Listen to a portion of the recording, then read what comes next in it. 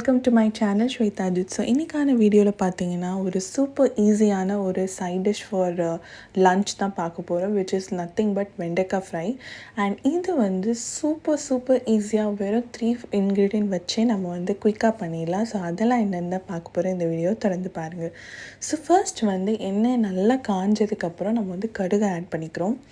கடுகு ஆட் பண்ணிவிட்டு onion ஸ்மாலாக cut பண்ணி வச்சுக்கிங்க. ஸோ ஆனியன்ஸ் வந்து நல்லாவே ஃப்ரை ஆகிற வரை நம்ம ஃப்ரை பண்ணி எடுத்துக்க போகிறோம். ஸோ ஆனியன் சீக்கிரம் வேகிறதுக்காக as you all know, like கொஞ்சோண்டு சால்ட் ஃபர்ஸ்ட்டே நம்ம ப்ராசஸில் போட்டுட்டோன்னா நம்ம ஆனியன் வந்து சீக்கிரமாக குக் ஆகிடும்.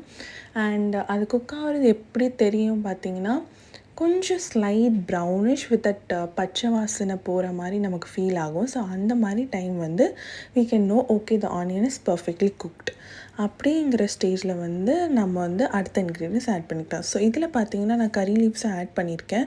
கறி லீவ்ஸ் நான் ஸ்டார்டிங்கில் ஆட் பண்ணல, பிகாஸ் அது வந்து சம்டைம்ஸ் என்ன ஆகும்னா ரொம்ப பொரிஞ்சிரும். எங்களுக்கு வந்து நார்மலாக இருந்தால் பரவாயில்ல. நான் ஆஃப்டர் ஆனியனே நான் ஆட் பண்ணியிருக்கேன்.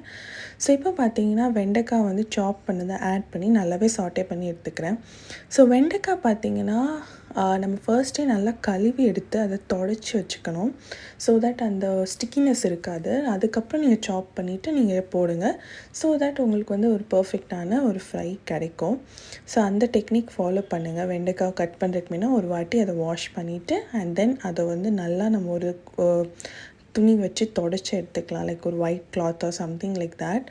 அந்த ஸ்டிக்கினஸ் போகிறதுக்கு சாப் பண்ணதுக்கப்புறம் கூட நீங்கள் அந்த ப்ராசஸ் ஃபாலோ பண்ணிக்கலாம். ஸோ ஃபைனலாக பார்த்தீங்கன்னா நம்மளோட chilli powder and turmeric powder add பண்ணிவிட்டு நம்மளோட லேடிஸ் ஃபிங்கர் ஃப்ரை ரெடி பண்ணிக்கலாம்.